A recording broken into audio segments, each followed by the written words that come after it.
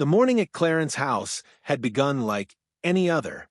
Queen Camilla, now 77 years old, had settled into her private drawing room with a pot of Earl Grey and the day's briefing papers. Outside, London was waking to a gray, January sky. Inside, the fire crackled. Her private secretary, Oliver, stood by the window. Two legal advisors sat in the chairs near the door. Everything was exactly as it should be. Then the envelope arrived. It was unmarked, as such things always are when they carry the kind of truth that destroys dynasties. No return address, no royal seal, just a plain manila folder, the sort that passes between lawyers and intelligence officers in the quiet corridors where real history is written and then buried. Camilla opened it expecting routine correspondence.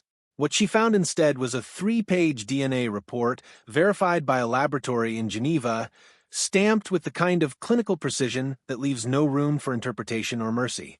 According to sources who spoke with palace staff in the days that followed, Camilla read the first paragraph without visible reaction. The second paragraph caused her to set down her tea. By the third paragraph, her hands were trembling so violently that the pages slipped from her fingers and scattered across the carpet.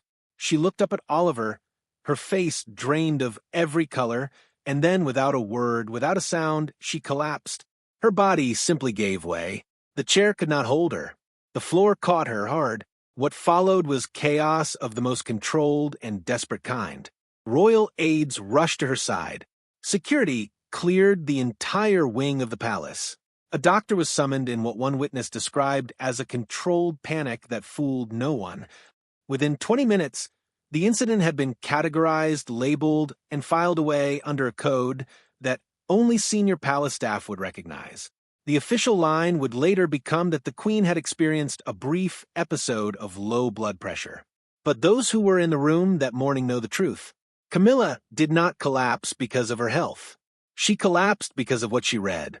The document that shattered her composure was not a tabloid accusation. It was not the work of a disgruntled former employee or a conspiracy theorist with a website. It was a DNA analysis performed by one of the most respected private ancestry firms in Europe, a laboratory that had never before produced a result that threatened the stability of a monarchy. The report identified a maternal match of 99.97% between Diana Frances Spencer, the late Princess of Wales, and a man in his late 30s who had submitted his genetic sample for the most ordinary of reasons. He was adopted. He wanted to know his medical history. He wanted to know where he came from. He did not want to bring down the House of Windsor. He simply wanted to know himself. The laboratory technicians who first processed his sample assumed there had been a catastrophic error. Contamination, mislabeling, a computer glitch. They ran the test again, and again, and again. Each time, the result was identical. The man shared Diana's mitochondrial DNA, the genetic material passed exclusively from mother to child. There was no ambiguity. There was no margin for alternative explanation. Diana was his biological mother. The technicians, recognizing the magnitude of what sat before them, made a decision that would set the entire chain of events in motion. They contacted an individual with known connections to British intelligence, a back channel that exists precisely for situations where national security intersects with royal reputation. Within 72 hours, representatives from the royal legal team had arrived in Geneva. Confidentiality agreements were signed. Non-disclosure clauses descended like a guillotine on every person who had touched the file. The man himself, referred to in lab documentation only as Subject 07A, was placed under discreet surveillance. Not to harm him, not to intimidate him, but to monitor him, his communications, his travel, his online activity, everything. As one source familiar with the operation later confirmed, he is not a threat. He is a variable, and variables are dangerous. The report was delivered to Clarence's house on a quiet Tuesday morning. By Wednesday, Queen Camilla had canceled all public engagements for the foreseeable future. By Thursday, King Charles had retreated to Windsor, where he reportedly spent hours walking the gardens alone, speaking to no one. By Friday, The palace had activated what insiders refer to as the Windsor Protocol, a rarely invoked emergency response procedure designed for truths so dangerous they cannot be allowed to move freely through the world. The DNA report was seized. All copies were accounted for. Digital traces of the original test results were systematically scrubbed from servers. The Geneva laboratory was paid a sum in the high six figures and served with a permanent legal prohibition against discussing the matter with anyone ever. The machinery of royal damage control had been deployed in full, but the damage was already done. Because what Camilla read that morning was not simply a scandal. It was not another chapter in the long, painful story of her relationship with Diana. It was proof that Diana's story was not finished, and that proof had a face, a voice, and a name that the world would soon come to know.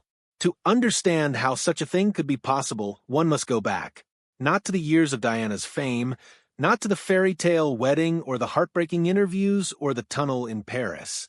One must go back to the very beginning, to the months before Diana became the most photographed woman on the planet, to a period of time that has never been fully accounted for by any official biography or palace record.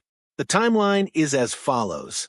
Diana Spencer and Prince Charles announced their engagement in February 1981. The wedding took place that July, watched by an estimated 750 million people. Worldwide, Prince William was born in June 1982. On the surface, this sequence of events appears straightforward. But what happened in the spaces between these milestones has always been something of a mystery, a series of gaps that royal biographers have papered over with vague references to exhaustion, adjustment, and the strain of transitioning into public life. Consider the facts. Between February 1981 and the summer of that same year, Diana withdrew from public view on multiple occasions. Appearances were canceled. Foreign trips were postponed. She retreated to various private residences, often without explanation, and remained there for days or weeks at a time. The palace said she was suffering from bulimia, which was true. The palace said she was overwhelmed by media attention, which was also true. But those who knew Diana well, those who saw her in unguarded moments, have long suggested that there was something more, something the official narrative never quite managed to capture. In private letters to close friends, letters that have surfaced only in fragments over the decades, Diana made references to a secret I cannot name and the loss that follows me everywhere. In therapy sessions that were eventually leaked to the press after her death, she spoke of being forced to forget and of fearing what would happen if the truth came out. At the time, these phrases were interpreted as references to her unhappy marriage or her struggles with mental health. But in the context of what we now know, they take on a different, far more intimate resonance. The most intriguing piece of this puzzle involves a period of approximately 6 months in late 1981 and early 1982, a window of time when Diana was reportedly living at Kensington Palace but was rarely seen at public events. According to palace records, she was resting and under medical supervision. But multiple sources, speaking only on condition of anonymity, have suggested that the truth was more complicated. Diana, they claim, had formed a deep emotional bond with someone in the months before her engagement, someone close to the palace, someone trusted, someone who had been present during her most vulnerable moments. That connection, some believe, did not fully end when the engagement was announced.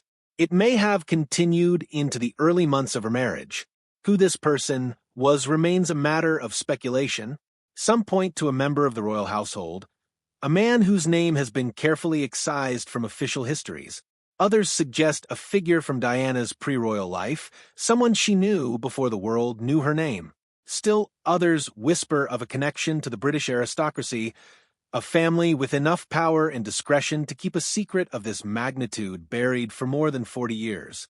What is not speculation is that Diana disappeared from public view for significant stretches of time during this period, and that the palace has never provided a satisfactory explanation for where she was or what she was doing. The question that has haunted royal historians for decades is this: what would the palace have done if Diana had become pregnant before William? What would the institution that has suppressed abdications, affairs, and constitutional crises have been willing to do to protect its image at the most critical moment in a generation? The wedding of the century was approaching. The eyes of the world were fixed on Buckingham Palace. The idea that the perfect royal bride might have a secret, that she might carry a child who was not the heir to the throne, was unthinkable. Not just embarrassing, existentially threatening. Based on everything we now know about how the monarchy operates, the answer is clear. The palace would have done whatever it took. And if the whispers are true, whatever it took included the removal of a child, the silencing of witnesses, and the construction of a narrative so complete that no one would ever think to question it. The child, if such a child existed, would have been given to a trusted family, perhaps one with ties to the palace, perhaps one abroad. The child would have been raised in secrecy, told he was adopted, given a name that meant nothing to anyone who might one day come looking, and Diana would have been told to forget, to move forward, to marry Charles, to produce an heir, to play the role that had been written for her, even as it consumed her from the inside. For 40 years, this story has existed only at the edges of royal discourse, dismissed as fantasy, derided as the obsession of people unable to accept that Diana's story was finished. But whispers, when they persist long enough and consistently enough, are rarely entirely baseless. And now, with the emergence of DNA evidence that cannot be dismissed or explained away, the whispers have become something else entirely. They have become history. For weeks after the discovery, Subject 07A remained a shadow, a name in a sealed file, a man watched and monitored and carefully contained by the most sophisticated royal damage control operation in living memory. He did not know he was being watched. He went about his life, a quiet existence in a modest home in a European city, unaware that the answer he had been seeking for decades was sitting in a folder at Clarence House, guarded by lawyers and intelligence officers who had been instructed to keep it from him at all costs. But secrets of this magnitude cannot be contained forever. They have a way of finding light. And on a cold March morning, the light found him. A source close to the Geneva laboratory, someone who had signed a non-disclosure agreement, but whose conscience would not allow silence, contacted Subject 07A directly. The source did not identify himself. He sent an encrypted message with a single attachment, the DNA report. Subject 07A read it in his kitchen, alone, at 6:47 in the morning. He read it once. He read it twice. He read it until the words blurred and the percentages became meaningless, and all that remained was a single truth that he had never dared to imagine. Diana Frances Spencer was his mother, the Princess of Wales, the people's princess, the woman whose face he had seen on television as a child, whose death he had watched the world mourn, whose story had always felt strangely familiar in ways he could never explain. He did not react with anger. He did not react with demands or accusations or threats. According to those who spoke with him in the days that followed, his first emotion was something closer to wonder, a quiet, overwhelming sense that the missing piece of his life had finally been found, and that the person who held it had been waiting for him across the boundaries of death and time. What he did next changed everything. On a Thursday afternoon, in a modest room with a bookcase and a framed photograph of the English countryside, he sat down in front of a camera. He was dressed simply, a dark sweater, no jewelry, no adornment. He looked directly into the lens with the kind of composure that suggested he had spent a long time preparing for this moment and had decided that the truth required no performance. He pressed record. The video was just under 4 minutes long. In it, he introduced himself by his first name only, a name that has since been widely reported but which we will withhold out of respect for his privacy. He explained that he had been adopted at birth, that he had never known his biological parents, and that he had recently received DNA evidence identifying his mother as Diana, Princess of Wales. He made no claims to royal titles. He demanded nothing from the palace. He offered no accusations against King Charles or Queen Camilla. He simply told his story quietly, directly, without theater. Then came the sentence that traveled around the world in under an hour. "I don't want to be a prince," he said, his voice steady but soft. "I don't want land or money or ceremony. I just want everyone to know that she exists in me, that her love, in whatever form it took, was real, and that I was never a secret, just someone they chose to forget. The physical resemblance was the detail that stopped people cold. His jawline, his eyes, the gentle, downward tilt of his head when he paused to choose his words. Palace staff, shown the video in subsequent days, reportedly described it in almost identical terms. Unnerving, as if she had come back. As if Diana herself were sitting in that modest room, speaking across the decades to a world that had never stopped loving her. The video was uploaded to a private website and spread through anonymous accounts within minutes.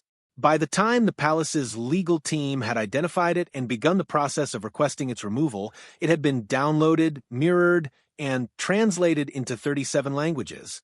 It was on every platform simultaneously.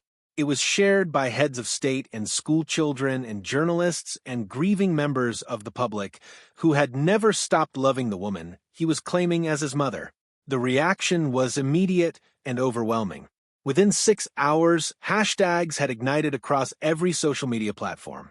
Within 24 hours, vigils had formed outside Kensington Palace, the same instinct, the same impulse that had defined the week of Diana's death. People left flowers, they left photographs, they left handwritten notes that read, "She kept her promise. She's still here." In Paris, at the Pont de l'Alma tunnel where Diana died, someone left a single white rose beside a printed copy of the man's photograph. The note attached read simply, "Welcome home." International media carried the story on their front pages with a unanimity that royal observers said they had not seen since the funeral itself. American networks devoted hours of coverage. French newspapers ran special editions. Australian talk shows dedicated full episodes to the constitutional implications.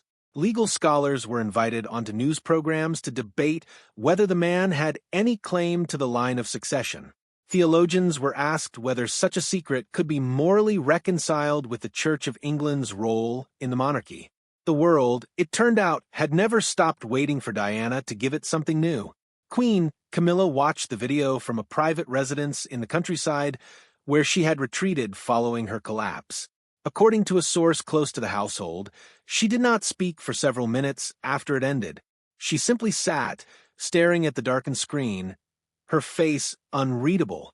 When she finally did speak, her voice was barely a whisper. "It's her," she said. "It's actually her." For Camilla, the emergence of Diana's son represented not just a personal humiliation, but an existential threat to everything she had spent 4 decades building.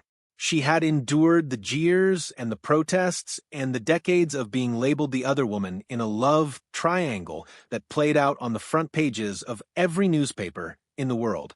She had waited while Diana enthralled a global audience. She had smiled through public silence and survived cold welcomes. And then after all of it, after 30 years of patience and sacrifice and quiet determination, she had been crowned. She had won. Or so she believed. Now, in the space of a single week, everything had unraveled. The public sympathy that had slowly, painfully, incrementally shifted toward her reversed overnight. The years she had spent rebuilding trust, rehabilitating her image, earning her place in the hearts of a skeptical nation, all of it was swept aside in a wave of emotion for the woman she had never been able to fully step out of the shadow of. It did not matter that she was queen. It did not matter that she had waited. Diana's child, Diana's blood, had undone everything. But Camilla's fear was not only personal. It was constitutional. If the world embraced this man as she believed they would, the pressure on King Charles would be immense. Demands that the son be formally recognized. Questions about whether his existence altered the line of succession. Whispers about the legitimacy of a dynasty that had concealed such a secret for more than 40 years. In a monarchy already navigating questions about its relevance and purpose, a crisis of bloodline was not simply a scandal. It was an existential threat. King Charles, according to multiple insiders, responded to the crisis with silence. He withdrew to Windsor, where he took long walks through the gardens and declined scheduled meetings. When Camilla pressed him for a plan, he allegedly said, "Only, we do what we always do. Nothing." For Camilla, this was the second collapse of the week. less visible than the first, but in many ways more devastating. Because in this situation, she knew that doing nothing was not a strategy. It was surrender. Prince William, upon learning that the DNA report had existed for weeks before he was informed, was quietly furious.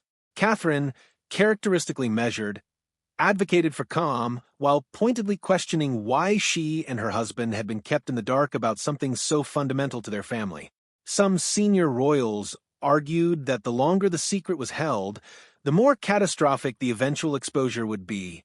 Even Princess and a figure not known for sentiment or panic reportedly said with characteristic bluntness, "We've survived worse, but we've never survived Diana returning." And then there was Harry. If anyone alive understood what it meant to carry Diana's truth into a world that the palace preferred to manage, it was her younger son. Harry had written about his mother's absence. He had spoken about the way grief had been institutionally suppressed within the family. He had described in his memoir the suffocating silence that descended over the Windsors in the days after death.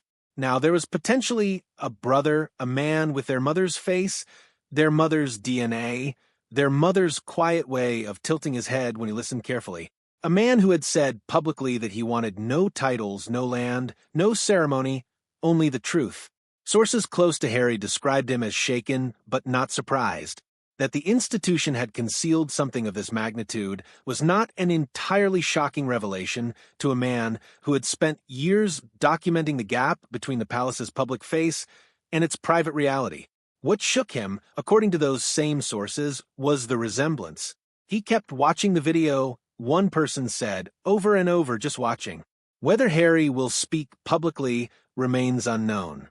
Whether William, bound by institutional loyalty in ways his brother never fully accepted, will find a way to respond that satisfies both his role as future king and his identity as a son remains unknown as well. What is known is that the question of what these two men do next may determine more about the monarchy's future than any constitutional document or succession law ever written. The broader public remains divided in the way that only Diana can divide people passionately, personally, and without easy resolution. Some demand formal royal acknowledgement. Some call for a public DNA disclosure overseen by an independent authority. Many simply want what Diana herself always wanted: honesty, visibility, the freedom to be seen as a full human being rather than a carefully managed symbol. And through it all, the man himself remains composed. He has given no further interviews. He has made no additional claims.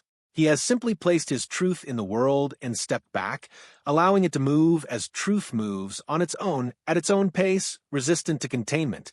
The monarchy has survived abdications.